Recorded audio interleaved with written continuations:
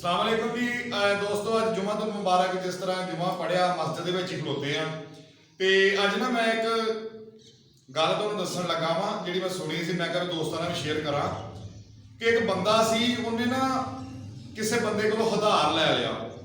अक्सर साडे चल जाता वा एक दूजे को भैणां भरावां को हधार शधार फड़ लईदा ना। कोई जिन्ने भी पैसे उन्हें हधार फड़े फड़ के ते वरत लै।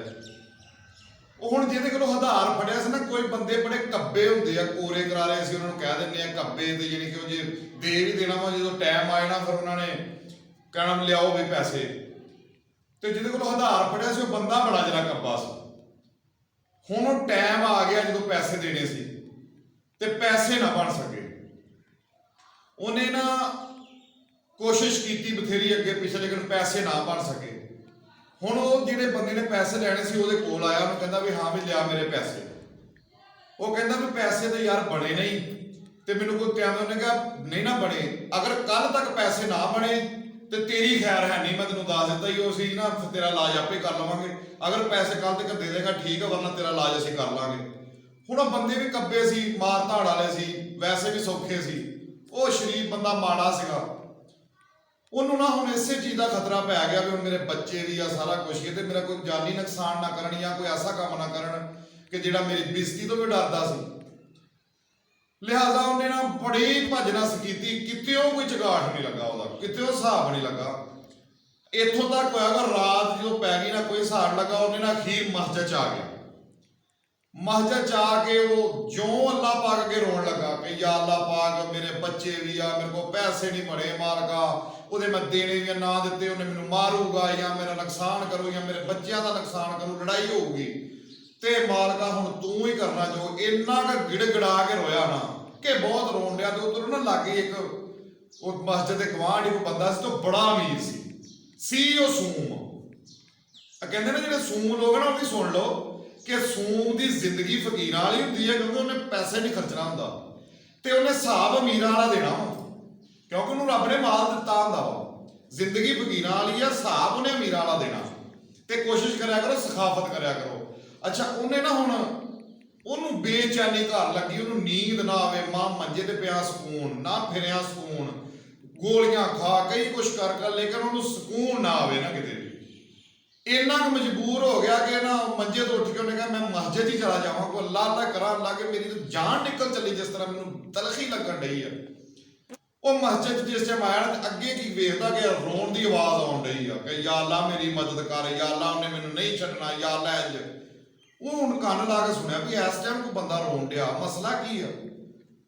ਗਾਂਹ ਹੋ ਕੇ ਵੇਖਿਆ ਤੇ ਉਹਨੇ ਕਿਹਾ ਯਾਰ ਤੂੰ ਭਲਿਆ ਰੋਣ ਡਿਆ ਵਾ। ਮੈਂ ਤਾਂ ਕਿਹਾ ਮੈਂ ਹੀ ਪਰੇਸ਼ਾਨ ਹੋਇਆ ਵਾਂ, ਮੇਰੀ ਤਾਂ ਜਾਨ ਨਿਕਲਦੀ ਜਾਣ ਨਹੀਂ, ਮੈਂ ਤਾਂ ਆਇਆ, ਤੂੰ ਰੋਣ ਡਿਆ ਕੀ ਗੱਲ ਆ। ਉਹਨੇ ਨਾ ਆਪਣਾ ਸਾਰਾ ਹੀ ਮਾਜਰਾ ਨੂੰ ਦੱਸਿਆ ਕਿ ਮੇਰੇ ਨਾਲ ਇਦਾਂ ਹੋਈ ਆ ਤੇ ਮੈਂ ਨਾ ਬਸ ਹੁਣ ਅੱਲਾ ਅੱਗੇ ਮੇਰੀ ਦੁਆ ਵਾ, ਮੈਂ ਅੱਲਾ ਕੋਲ ਲੜਾਂ। ਕਹਿੰਦਾ ਅੱਛਾ ਯਾਰ ਇੱਥੇ ਹੀ ਖਲੋਈ ਇੱਕ ਮਿੰਟ। ਉਹ ਜਿੰਨੇ ਵੀ ਉਹਨੇ ਦੇਣੇ ਸੀ 15 20 25 30 ਜਿੰਨੇ ਵੀ ਪੈਸੇ ਉਹਨੇ ਦੇਣੇ ਸੀ ਉਹਨਾਂ ਨੂੰ ਪੁੱਛਿਆ। ਲਿਹਾਜ਼ਾ ਉਹ ਉਨੇ ਹੀ ਪੈਸੇ ਘਰੋਂ ਲੈ ਆਇਆ, ਬਲਕਿ ਉਸ ਤੋਂ ਵੀ ਥੋੜੇ ਜਿਹੇ ਵੱਧ ਲਿਆ ਕੇ ਉਹਨੂੰ ਕਹਿੰਦਾ ਯਾਰ ਆ ਲੈ ਫੜ, ਤੂੰ ਤੇ ਸਕੂਨ ਕਰ, ਮੇਰੇ ਨਾਲ ਜੋ ਹੋਈ ਆ ਮੈਂ ਤੇ ਆਪ ਨੇ, ਤੂੰ ਤੇ ਸਕੂਨ ਕਰ, ਆ ਫੜ ਪੈਸੇ ਤੇ ਜਾ ਕੇ ਲਾਹ ਜਿਹਦੇ ਲਾਉਣੇ। ਉਹਨੇ ਉਹਨੂੰ ਪੈਸੇ ਦਿੱਤੇ ਤੇ ਉਹ ਵੀ ਸਕੂਨ 'ਚ ਹੋ ਗਿਆ।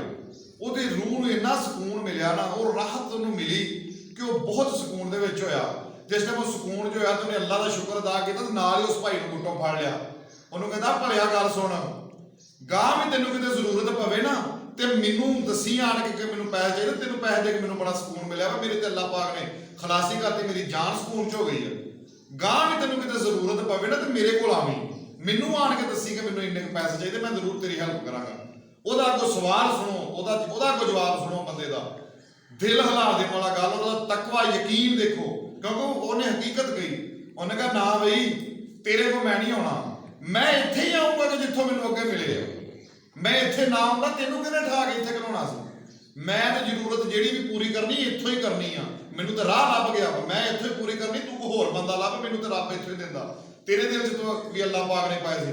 ਤੇ ਦੋਸਤੋ ਹਮੇਸ਼ਾ ਵਾਸਤੇ ਦਿਲਾਂ ਦੀ ਰਾਹਤ, ਦਿਲਾਂ ਦਾ ਸਕੂਨ ਅੱਲਾ ਦੇ ਜ਼ਿਕਰ ਨਾਲ ਔਰ ਅੱਲਾ ਨਾਲ ਰਜੂ ਕਰਨ ਵਾਲਾ, ਔਰ ਸਖਾਵਤ ਕਰਿਆ ਕਰੋ। ਸਖੀ ਬੰਦਾ ਜਿਹੜਾ ਹੁੰਦਾ ਨਾ ਅੱਲਾ ਦਾ ਦੋਸਤ ਆ ਜੀ, ਯਾਰ ਅੱਲਾ ਦਾ ਦੋਸਤ। ਇੱਥੇ ਤਾਂ ਕੋਈ ਮੁਲਕੀ ਬਾਦਸ਼ਾਹ ਦਾ ਵਜ਼ੀਰ ਦਾ ਦੋਸਤ ਹੋਵੇ ਤਾਂ ਉਹ ਬੜੇ ਫਖਰ 'ਚ ਗੱਲਾਂ ਕਰਦਾ, ਤੇ ਜਿਹੜਾ ਕੁੱਲ ਕਾਇਨਾਤ ਦਾ ਬਾਦਸ਼ਾਹ ਜਿਹੜਾ ਉਹਦਾ ਦੋਸਤ ਹੋਵੇ, ਸਖੀ ਵੀ ਅੱਲਾ ਦਾ ਦੋਸਤ ਹੁੰਦਾ ਵਾ। ਤੇ ਦੋਸਤੋ ਅੱਲਾ ਨਾਲ ਰਜੂ ਕਰੋ ਔਰ ਅੱਲਾ ਪਾਕ ਨੂੰ ਹਰ ਚੀਜ਼ ਮੰਗਣ ਦੀ ਕੋਸ਼ਿਸ਼ ਕਰਿਆ ਕਰੋ। ਅੱਲਾ ਦੇ ਕੋਲ ਹਰ ਚੀਜ਼ ਮਿਲਦੀ ਆ ਔਰ ਸਖਾਵਤ ਵੀ ਕਰਿਆ ਕਰੋ। ਇਹ ਤੁਹਾਡਾ ਆਪਣਾ ਲਾਲਾ ਵਕਾਰ, ਤੁਹਾਡਾ ਵੀਰ ਤੁਹਾਡੇ ਅੱਗੇ ਜਿਹੜੀ ਕੋਈ ਗੱਲ ਦੱਸੀ, ਔਰ ਇਹਨੂੰ ਅਗਰ ਚੰਗੀ ਲੱਗੀ ਹੈ ਤੇ ਗੱਲ ਨੂੰ ਜ਼ਰੂਰ ਸ਼ੇਅਰ ਵੀ ਕਰਿਓ ਔਰ ਮੈਨੂੰ ਕਮੈਂਟ ਸੈਕਸ਼ਨ ਦੇ ਵਿੱਚ ਜ਼ਰੂਰ ਦੱਸਣਾ ਕਿ ਐਸੀ ਗੱਲ ਲੱਗੀ ਹੈ। ਲਾਈਕ ਵੀ ਕਰਿਓ ਔਰ ਮੇਰੇ ਚੈਨਲ ਨੂੰ ਜਿਹਨੇ ਸਬਸਕ੍ਰਾਈਬ ਨਹੀਂ ਨਾ ਕੀਤਾ ਮੇਰੇ ਨਵੇਂ ਦੋਸਤਾਂ ਨੇ, ਲਾਲਾ ਵਕਾਰ ਤੋਂ ਮੇਰਾ YouTube ਤੇ ਚੈਨਲ ਹੈ, ਉਹਨੂੰ ਜ਼ਰੂਰ ਸਬਸਕ੍ਰਾਈਬ ਕਰਿਓ ਔਰ ਆਪਣੀਆਂ ਦੁਆਵਾਂ 'ਚ ਯਾਦ ਰੱਖਿਓ। ਅਸਲਾਮ ਵਾਲੇਕੁਮ।